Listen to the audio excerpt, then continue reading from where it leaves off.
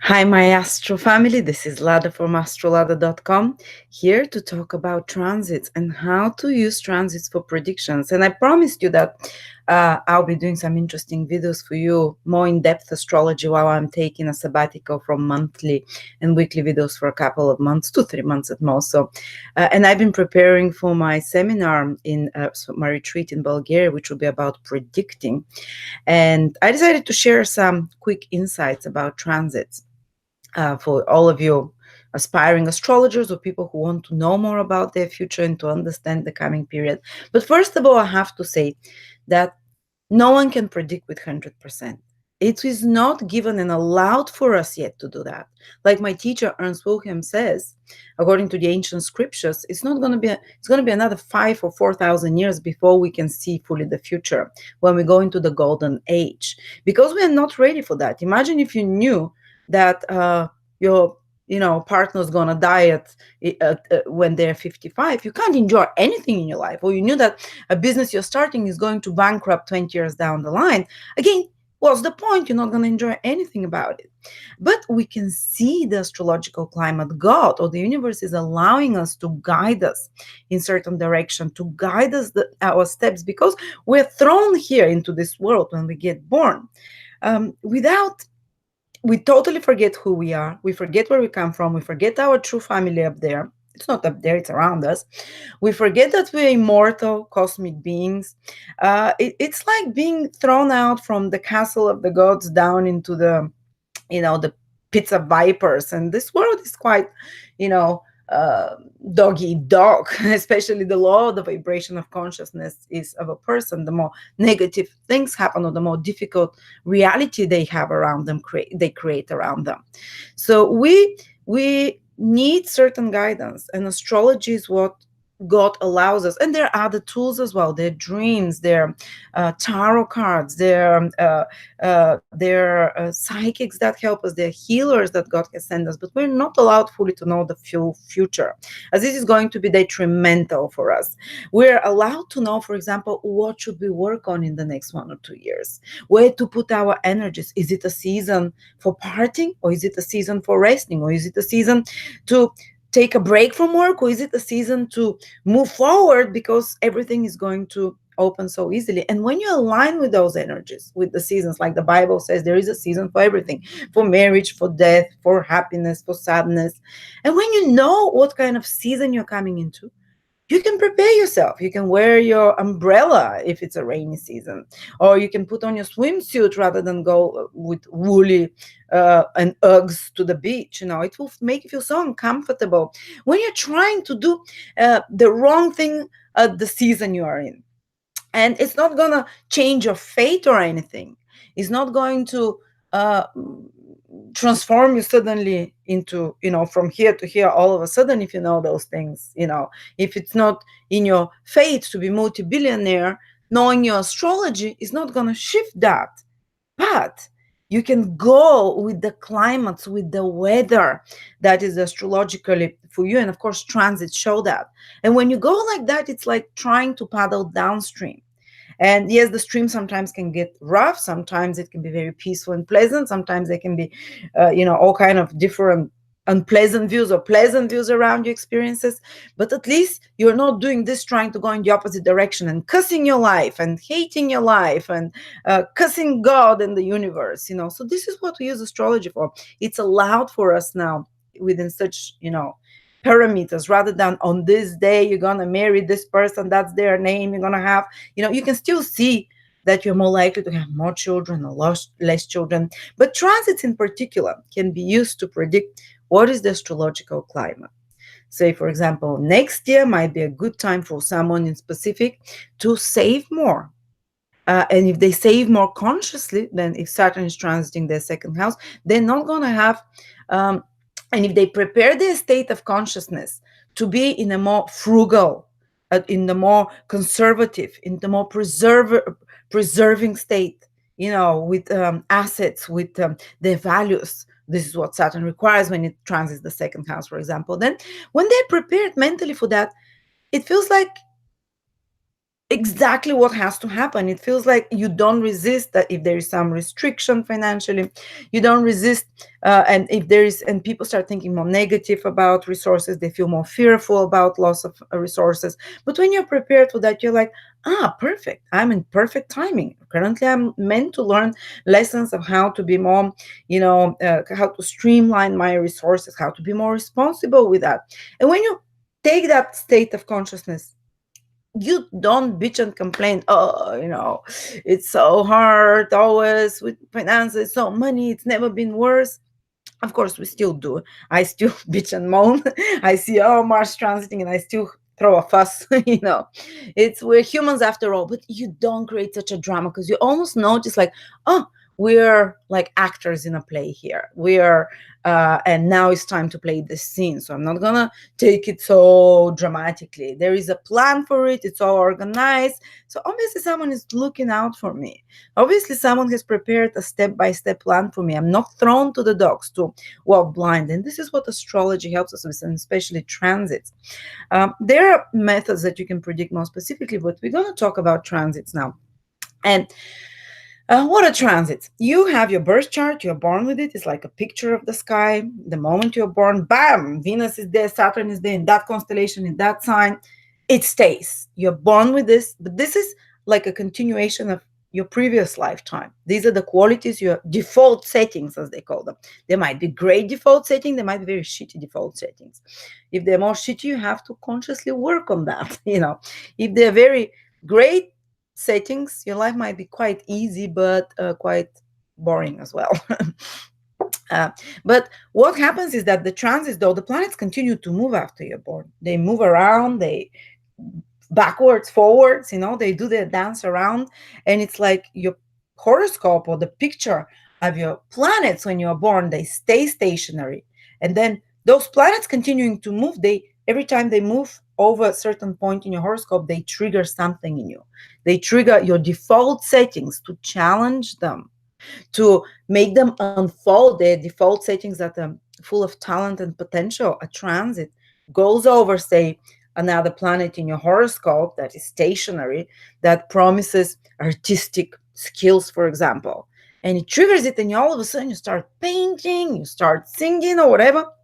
Another planet, say Mars square Saturn in your horoscope, and then planet passes over, say Uranus passes, and all of a sudden you become like this crazy raging bull. This potential for distraction and aggression can be awakened in you, that you carry with you as a default setting from past lifetimes.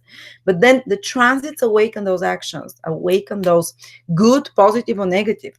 And of course, when we know about that, a person who is working on them consciously, when they see a difficult transit coming, instead of saying, okay, I'm just going to murder everyone, I have Saturn conjunct Mars and Uranus is going to transit, and now I'm going to become,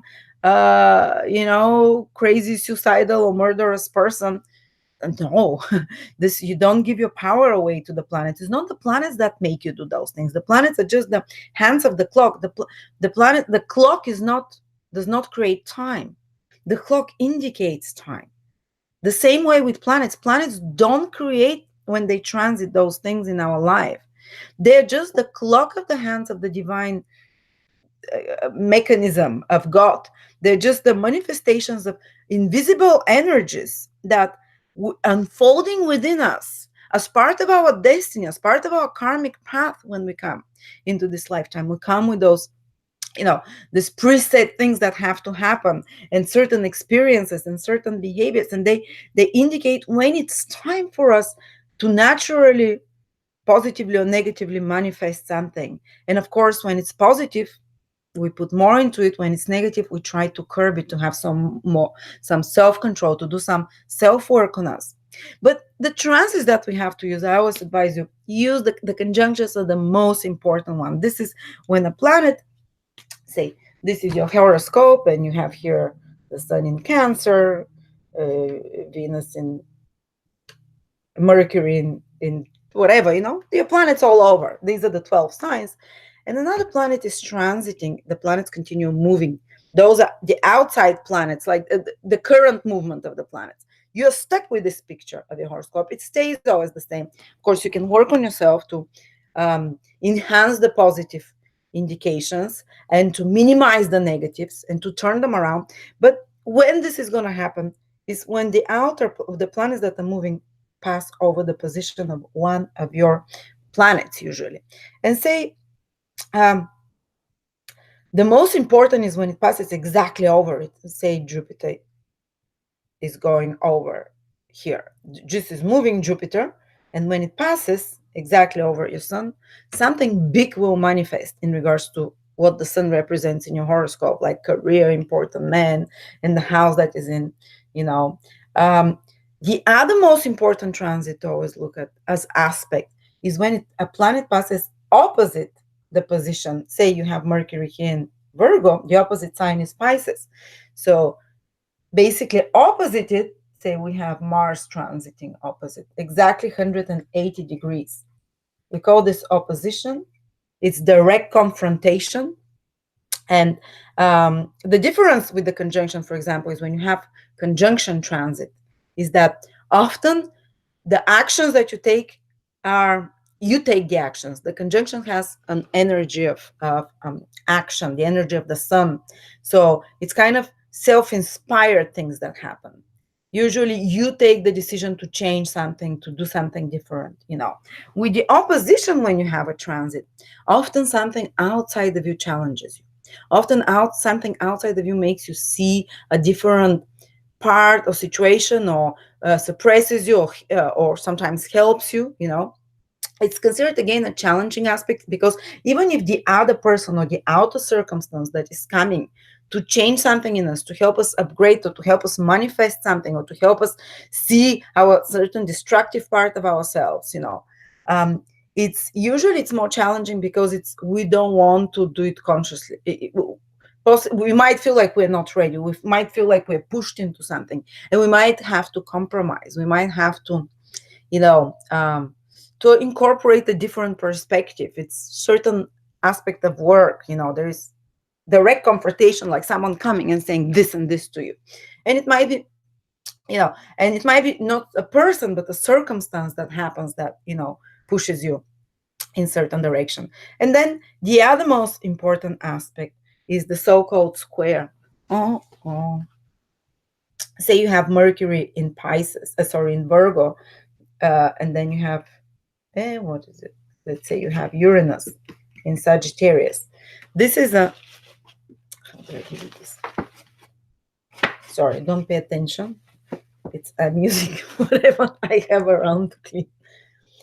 So 90 degrees are signs that are planets that are 90 degrees from each other, even if they're in out of sign conjunction, square. But it's kind of like the square is a planet here. Oh, sorry, a planet here.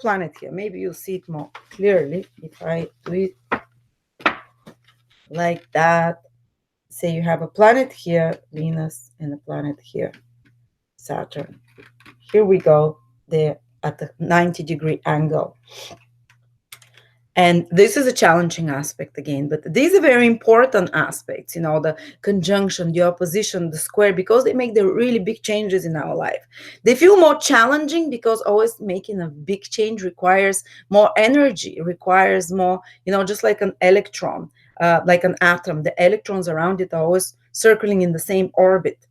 And in order for you to create a different atom, you need to boost it with energy. You need to warm it up or whatever. So these electrons start spinning much faster and one of them jumps off, and it becomes a new atom. So when we have to transform in our life, something from outside, if we don't have this internal, sometimes it arises from within, often with the conjunction, this impulse to do something new, to change something, to, arises from within. But most often we need from outside source, circumstances, something that happens in our life, another person, to boost that energy or to suppress that energy, to slow the electron down so another one can join in. I'm not a physicist, but in order for us to transform into something else, into a different atom. And this is what the transits do, basically. So the square aspect is again about action. The opposition is about seeing a different perspective, being challenged, and having to cooperate, incorporate something, while the square aspects by transit is something problematic happens, you have to work on it, you have to overcome it, and again, it's a challenge, and I'll speak about how the different modalities work and stuff like that, but just quickly to explain, and the square aspect is felt very strong. Usually the conjunction is felt the strongest, and the opposition, the square aspect, maybe 25% less, but it's quite challenging as well. But again, as I said, it can have great results. There is more specific consideration how to see if the results will be more positive or negative, but I can't speak about that, it's too long. I'm doing it on my seminar in Bulgaria, and I'll have it, guys, as a recording. You can purchase it later. But never mind, coming back to this. But even if it's challenging aspect, it can give very good results, or it can give difficult results.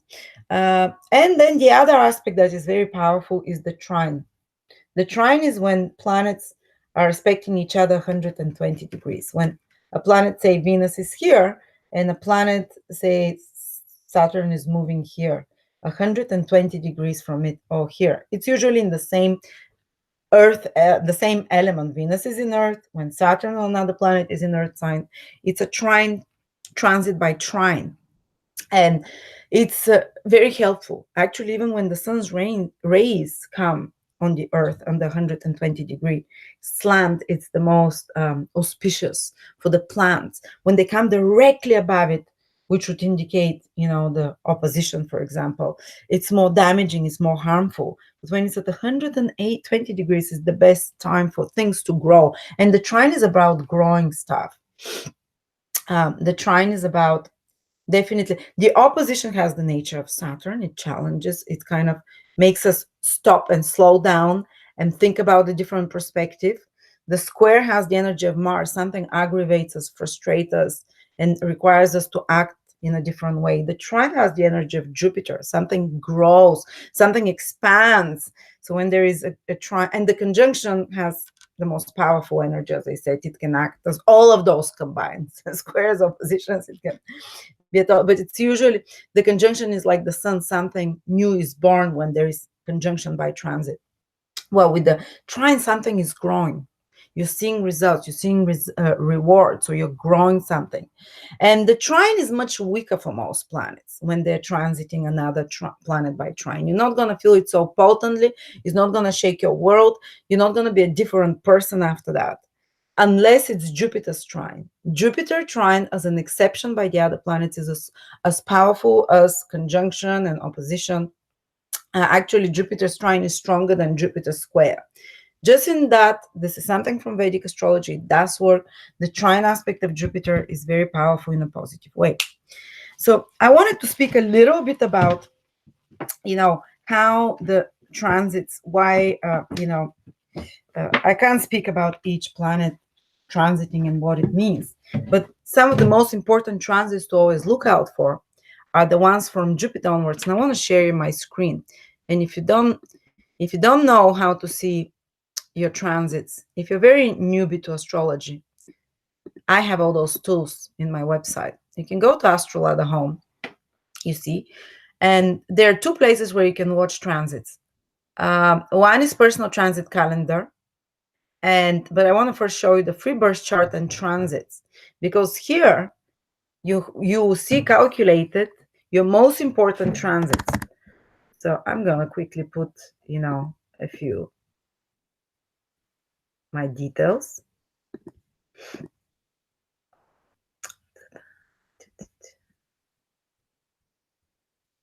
Yes, I'm that young to demonstrate to you. I should have prepared that earlier. Sorry about that. But this is what you do.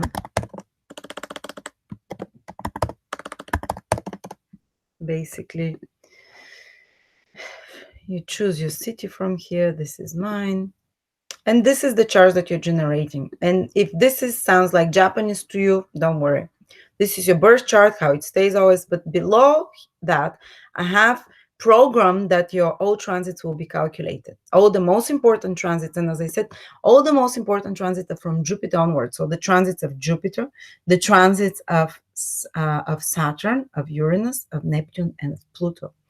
And only specific for all the planets are the square. For the outer ones, I've included the squares, but with Jupiter, I've included the trine as well, because it's very powerful. And you'll see for the next 3 years, your transits that are calculated. I don't want you to buy those things. Don't worry. You don't have to buy them. If you want, you can. Actually, I'm offering this course that has all the transits. I have 60 most important life transits for only $99. And I would unlock for you 1 year of transits as well. Not those. I would unlock for you the personal transit calendar, which costs $50 to unlock for 1 year. Anyone who buys my course, which is usually $100, and it's basically 40% off. And it has the audio, a recording for all of the most important life-changing transits, which are about 60 that can happen. And here you can see what are your life-changing transits for the next 3 years. And some of them are even for free, like Venus return. And what is it? When is it an important transit? Really important transit happens when it repeats 3 times. And as you can see here, for me, Jupiter trine Mars, and when I scroll down again, Jupiter trine Mars again. So apparently this is the second time it's repeating. It's not showing the earlier times. But when a transit repeats 3 times, it means that it goes forward over your planet, or over the degree that's like your planet. Then it goes backwards, a planet's retrograde movement, and then forward. This becomes extremely important transit because it has 3 hits. It means it stays in your life. It continues almost for a year. And Pluto, look, this is also important transit, Pluto square Mars, but you're going to see that Pluto's going to square Mars again. And I think Pluto's going to square Mars again after that. Oh, does it? Oh, thanks God, no more. I've had it with Pluto. I've been having so many psychic attacks and crazy people with Pluto square Mars. Obviously, it's my inner aggression that projects through them, but it's, I'm not used to that.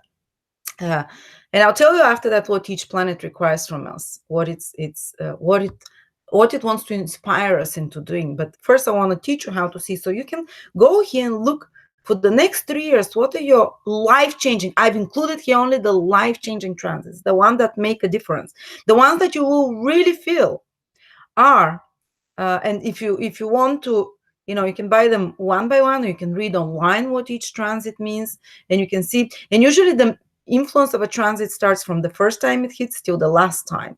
So this Jupiter trine Mars will not be just on May 25th, like it says here. You see, there is another Jupiter trine Mars in October 2019. So I would include the whole time from the first hit till the last hit as the influence of the transit. Or Pluto square Mars, or let's see another Pluto square Saturn square Mars. Saturn square Sun doesn't repeat second time, so good. Some transits don't repeat. They last for about 20-30 days when they don't repeat. You just scroll down and you see which ones repeat and which not. But Pluto square Sun is going to repeat 1, 2, 3. Sometimes even 4 times it can repeat. 3 times. So you see from the start of when Pluto starts squaring the Sun, so from February, I would say even a month or 2 before that, because those planets move so slowly. You start feeling it sometimes months before. The Pluto, Uranus, and Neptune transits in particular. The Saturn and Jupiter ones, you feel them not so much early, maybe a month before. But the Pluto, Uranus, and Neptune, always, when you see the exact day of the hit, you can pull back even a year for them. You're going to start getting signs about what's going to happen even a year before that. And you see, it repeats again in July 2020, the last time, December 2020. So I would say that it's for a whole year active.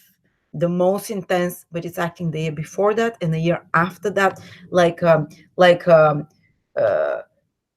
there is an earthquake, and how you feel tremors a little bit before and tremors after that, like die out tremors or start up tremors. Well, it's not, don't expect that it's going to be on the exact day. And astrology is best to predict with transit big chunks of time, especially if you see that something has the influence, it repeats 3 times. It might happen, the Pluto squares Sun transit Say, for example, it might be in worst case scenario, death of a important male figure, or the symbolic death, they're going away from your life. Or if the sun is your career, it can be the death of your career and the rebirth of a new one. It doesn't have to happen exactly when, you know, in my case, Pluto squares the sun on February the 19th. The process has started already. I'm totally dismantling the business and trying to do it very different way, in a way that I'm more present there, in a way that it's more personal, in a way that I'll be closer with you guys. And it will take me a year, obviously, by the time Pluto squares the sun the last time, to complete it. Uh, and it doesn't have to happen on the exact days, but you get like a feeling of this whole stretch of time that's going to be on the Pluto square Venus, you know. And as I said, the most important transits are always to watch: Jupiter, Saturn transit, the two personal planets to your planets. You look at the first planet that's transiting. The second one is the second one, how it was written, was the one that's being transited in your horoscope. The first one is the one that that is transiting currently. So Pluto, Uranus, and Neptune, Saturn and Jupiter. Saturn and Jupiter give a lot of specific events. They're very much important. They transit for your social status, for the manifestation of important events in your life. But like often they'll be present in big life shifts. Definitely, Jupiter for expansion, Saturn for contraction and reevaluation and restructuring and rearranging and streamlining a process, and working through intricacies and complexities so you can make something easier. But it's hard work, Saturn always. Let me go through each of the planets and tell you what they require, their transits. So Saturn requires, as I said, Saturn's transits are about, they make something more difficult. Whatever it's transiting, if it's a planet or if it's a house, and I'm developing for your program now that you're going to be able to see everything that Saturn transits, to click forward and backward. It's amazing. I'm so excited.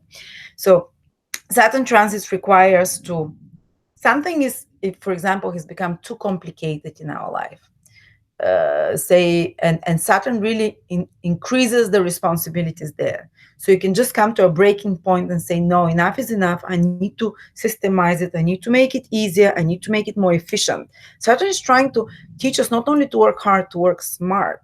Because often when Saturn comes, people like start working hard. So many things come to them, so many responsibilities and duties. They feel like smashed under a boulder of some duties, of some responsibilities, and you can have a burnout if you continue doing it in the same way. Saturn wants you to do it, to actually to streamline. Saturn wants to cut off the unnecessary. Say you spend a day 5 hours, like silly me was doing for years, opening emails instead of doing the emails and answering, and then Saturn came around and babies were born and the emails increased 4 times, so extra responsibilities. I had to work 15 hours per day. And I was having Saturn transits, Saturn square sun, Saturn, it's ongoing. And I was like, I can't do this anymore. I have to find a smarter way to chop off the unnecessary. So I have to cut off parts of my business that are no longer productive, that I'm just wasting time, and focus on the thing that really gives satisfaction and value to the client. We really give value, satisfaction to me and the client. So Saturn is about streamlining, cutting off. If it's transiting your second house, you've been spending too many on stupid things, too much stuff on things you don't really need. And all of a sudden, if you don't stop this activity, the universe stops the influx of resources for you, so you're forced to do it anyway. And then you realize that actually life is simpler, and you kind of start throwing out your clothes and all the rubbish that you've been keeping and all the clutter, and you start feeling lighter after that. But initially it feels frustrating because you have to put extra effort to downstream, to to to slow down, to examine what you're not doing right. Saturn is the one that finds mistakes. And whenever it goes, you yourself or someone else points out to you whenever it transits a planet. Usually planets indicate people. So either someone else, or when it's a conjunction, often it might be your own inner authority. Or if Saturn rules your ascendant, sun or moon, when it transits a planet of yours, again, it's you that you're kind of pushing yourself. And you're like, what we're talking about, that Saturn gives, it's like saying, I'm not satisfied with that. I don't like it. It's not as it should be. Saturn finds faults and mistakes and wants to correct them. Saturn is also a planet when it transits when it can give us the results of our actions. And sometimes Saturn transits are never easy because it always brings responsibilities, a lot of kind of self-control and discipline we have to show, but the final result can be amazing because if you've been someone, if you've been someone morally right, if you've been someone who's been doing things right, if you've been working very hard, Saturn comes and you get social recognition, you get promotion, you get marriage contract, something become more stable, more ingrained, more deeply instilled in your life. But if you haven't, Saturn makes you totally dissatisfied. It shows you the results of what a crappy boyfriend or girlfriend you've been, what a crappy employee you've been. People start giving you, criticizing you, start criticizing yourself, whatever planet it is, astrology. If it's in the 10th house, it will be your career. You realize what mistakes you've done. If it's in your third house, you realize that there's some problem in your relationship with sibling, and you kind of have to sort it out and change it so it does not carry on creating those complexities. The planets don't want to rape us and torture us and give us shit.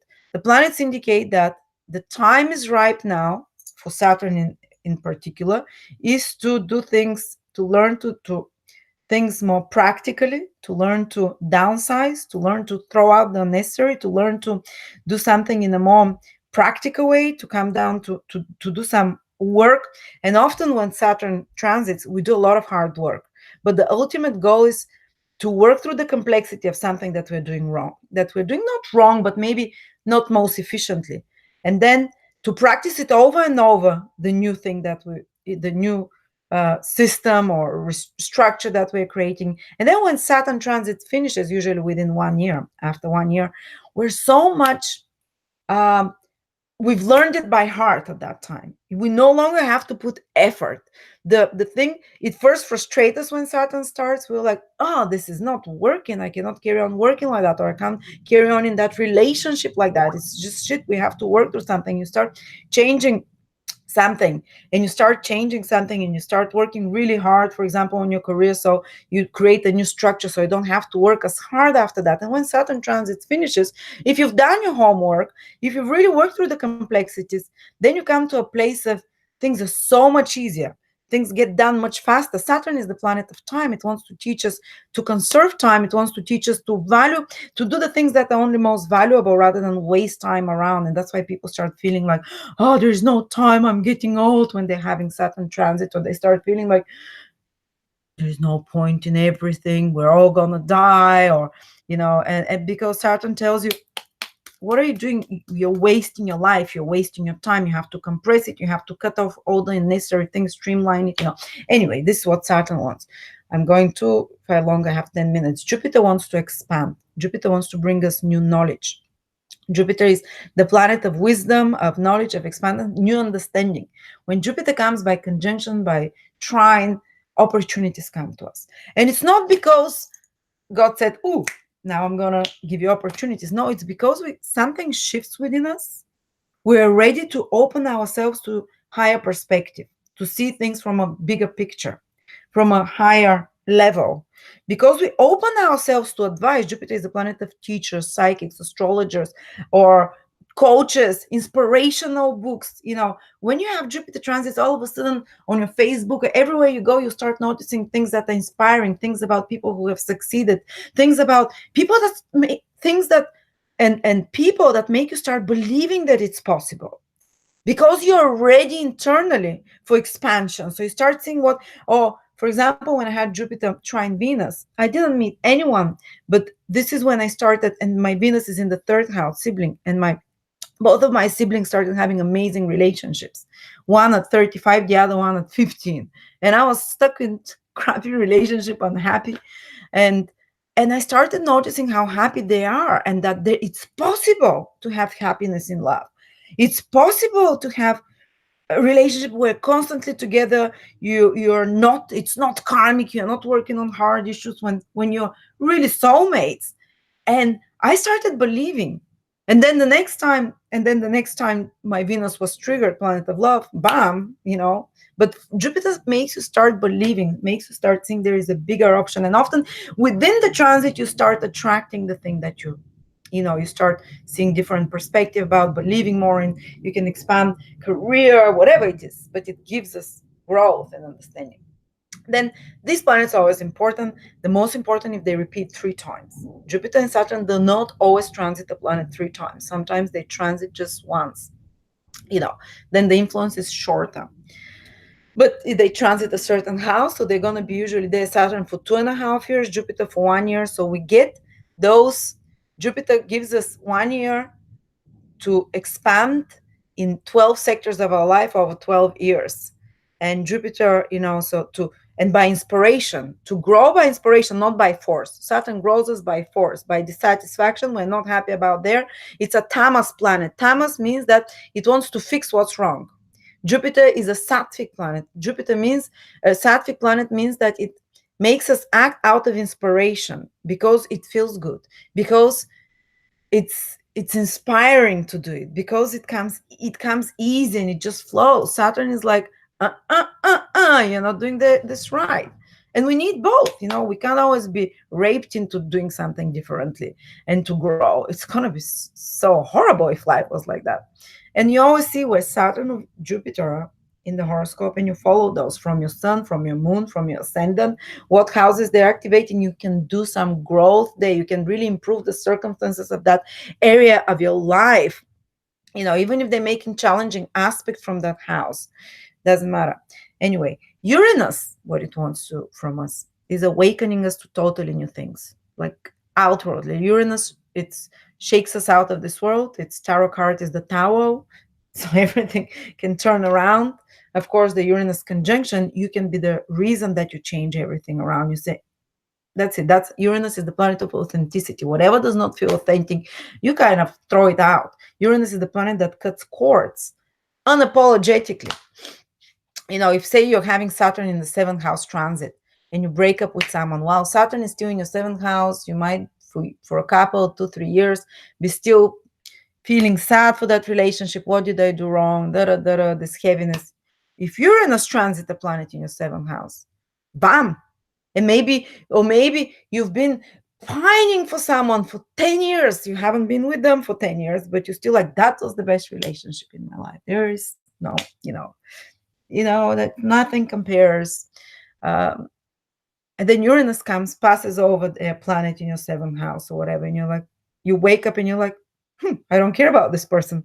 And usually it brings something totally new in your life, totally like a new relationship, new job. It's not gonna be the same.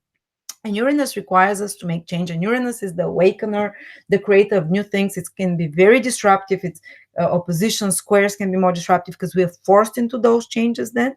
But the conjunction, usually we're ready for those changes, but still it's the right time. Whether we're forced or whether we go there willingly, it's the right time. I can tell you when Uranus, I was looking at my chart, Uranus, and I was getting married a year and a half before Uranus passed over my Sun, Venus, and Mars, because they're all together, the three. And I was like, okay. And people ask me, why did you get married when you knew you were going to get divorced? I'm like, I didn't know I was going to get divorced. I knew something big change will happen, and with the relationship.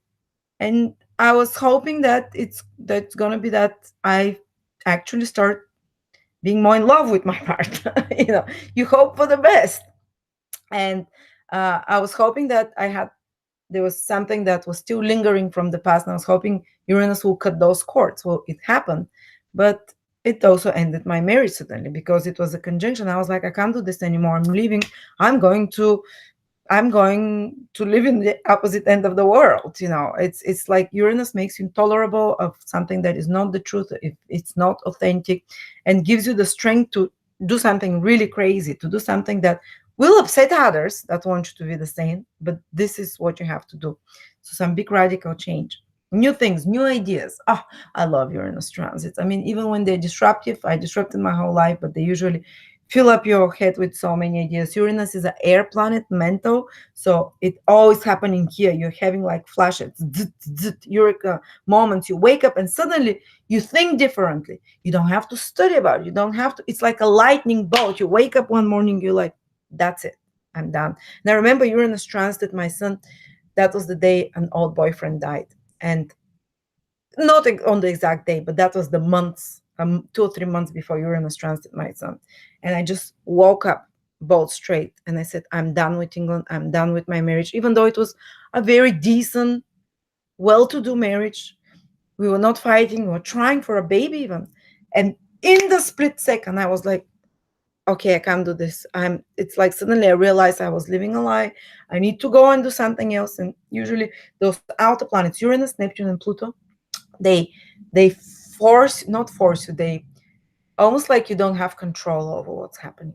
With Saturn and Jupiter, you have more control. You can work on those houses, you can do something conscious. Uranus, Pluto, and Neptune transits, they're the real game changers. They change you inside out. They change your psychology. Saturn, Venus, Jupiter, Mercury, the other planets, they bring outer events into your life, but the deep not psychological so much, the really deep psychological changes happen during the outer planets transit. And again, I told you where you can check whether you have Uranus, Neptune, or Pluto.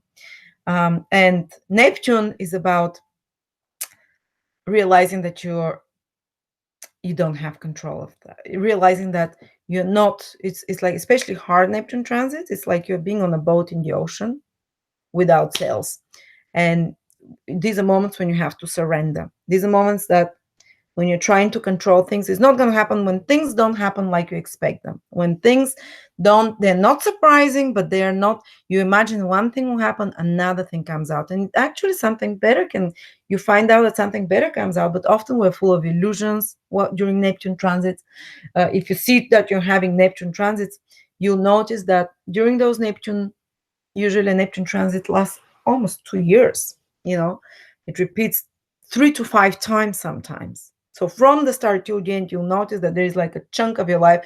Say, for example, not Justin Timberlake, this Bieber is having Neptune transiting his sun, and he kind of got lost. He went into he became Christian, born again, but you see his pictures. Someone even made a Facebook meme, Justin Bieber without Neptune transit, this really cute boy with hair done up, Justin Bieber with Neptune transit, disheveled, kind of lost, kind of confused, and he turned to religions, because Neptune is about realizing that you're not the captain of your own ship always, that there are forces above you, and that you have to sometimes trust in the universe. It's going to take you, because you're in this kind of, the forces of nature take over, and they will take you where you're meant to be.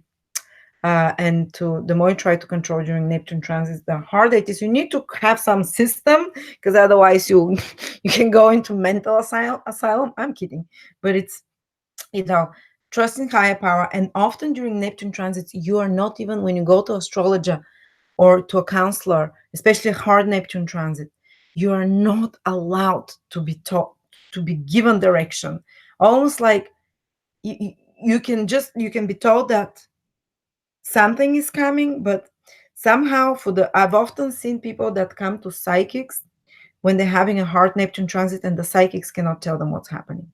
And they can tell them, it's muddled, I don't see it.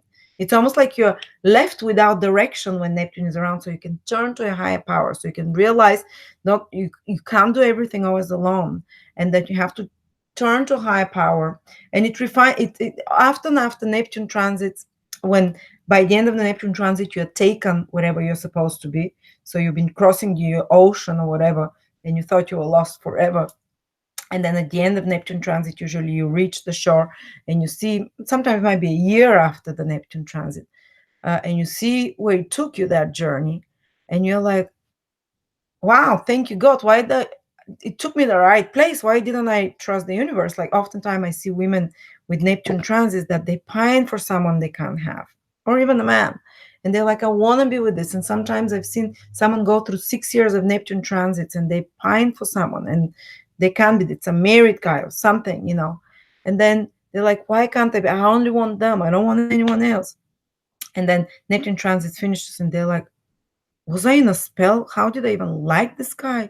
And they meet someone really nice, amazing person. They're like, uh, what happened to me, and they're like, thanks God he didn't leave his wife, or thanks God he, you know I didn't get this job because, or that this job didn't work out, or that I was so confused in this job. But it's hard while you're there in this turbulent, or in this kind of directionless path. It feels like, what is happening? you know I don't understand. I don't see the shore. I don't see the destiny. Anyway, and Pluto is about taking and giving power. Pluto is when you've been abused, or when someone's taken your power.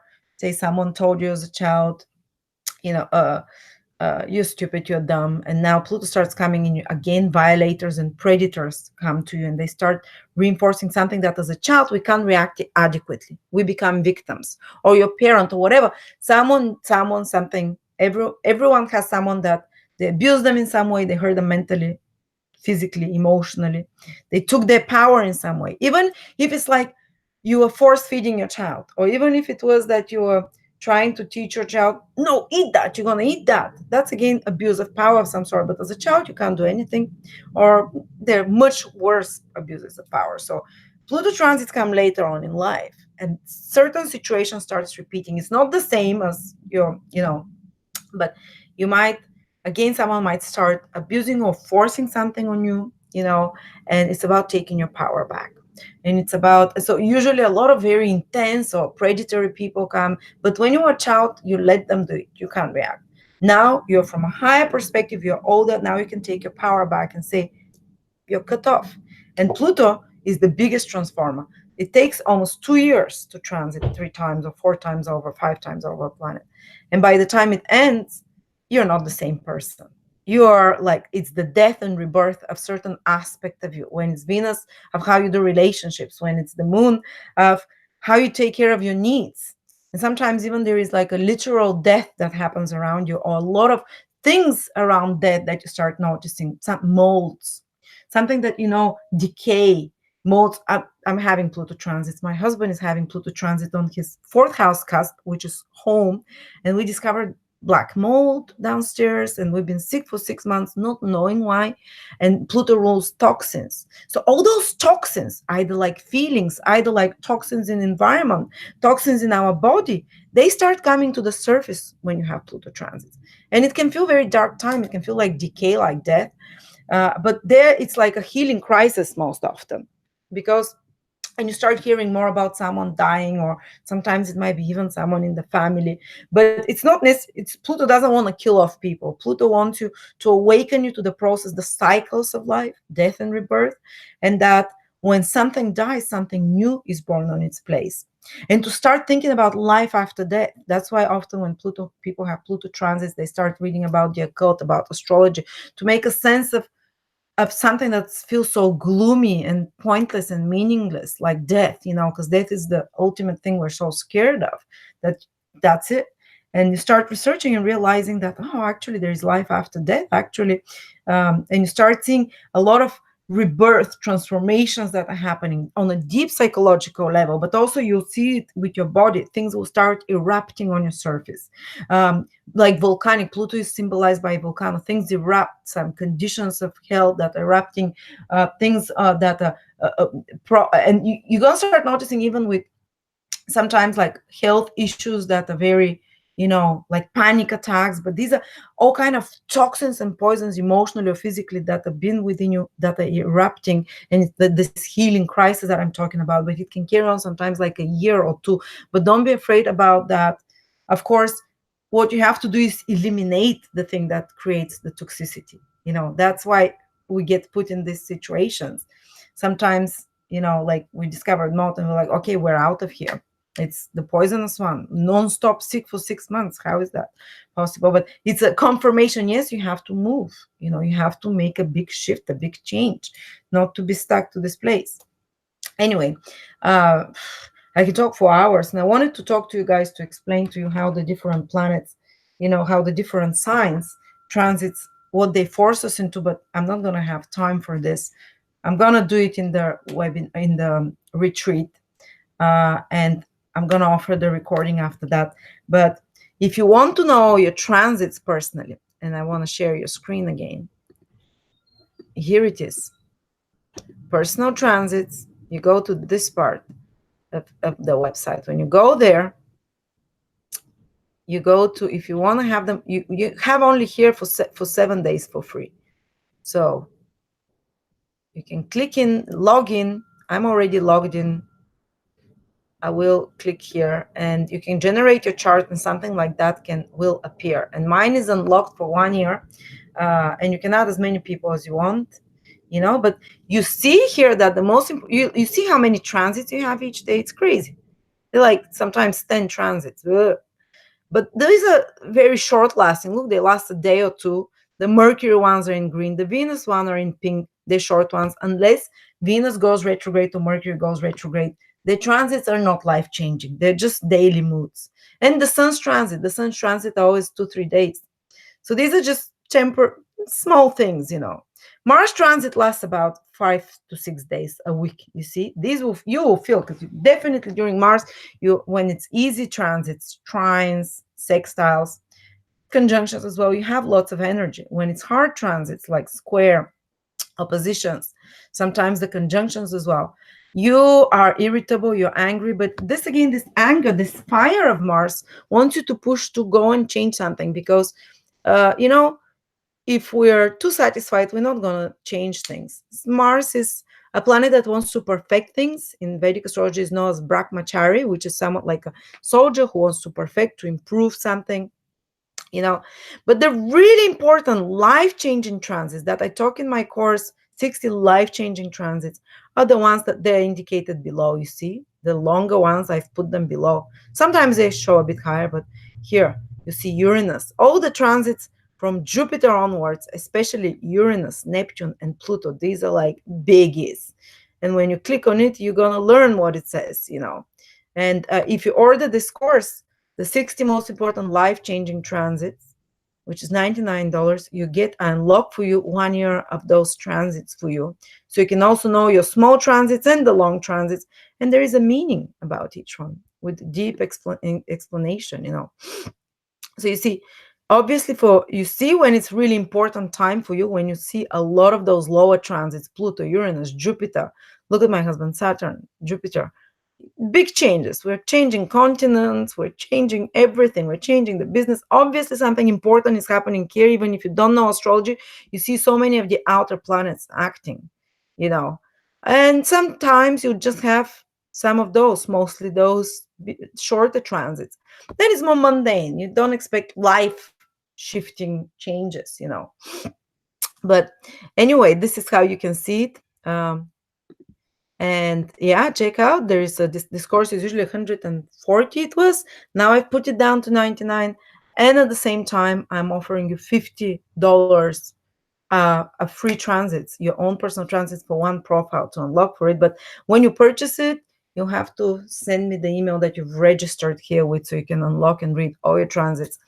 And I hope this video was helpful for you. I actually had prepared totally different I had prepared to talk about much more technical things, like transits, when they complete, when they and it ended up more on the philosophical side and the meaning of the transits and the planets. But I guess that's what Spirit wanted me to say. Thank you, God. Thank you, Jesus. Jesus was an astrologer. Yes, that's not a blasphemy. Even he drew the sign of the fish in the sand. He was saying that the age of Pisces is starting. Sorry. But anyway, I love you all. Looking forward to connect with you for future videos, such interesting astrology videos. Write to me down what experience, and also in the transiting calendar, we have 30,000 people using it now, and you can share what you experienced during this transit.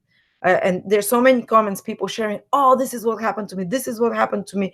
So you can learn astrology just by using the free transit calendar.